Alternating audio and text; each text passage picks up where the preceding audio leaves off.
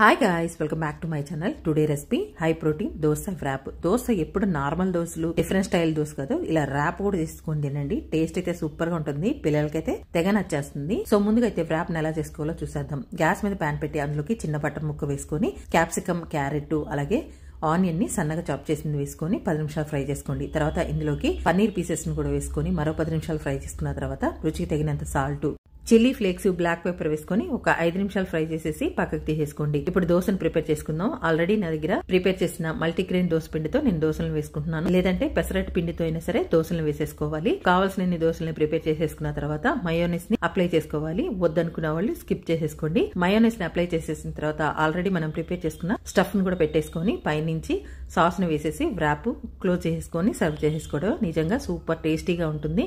Morning breakfast కి, lunch కి, snack కి ఎలా అయినా సరే తినొచ్చు. టేస్టీగా ఎమ్మిగా ఉండే హై ప్రోటీన్ దోశ వ్రాప్ అయితే రెడీ. మీరు ట్రై చేయండి. మీకు ఎలా వచ్చిందో కామెంట్ చేయండి. Thanks for watching.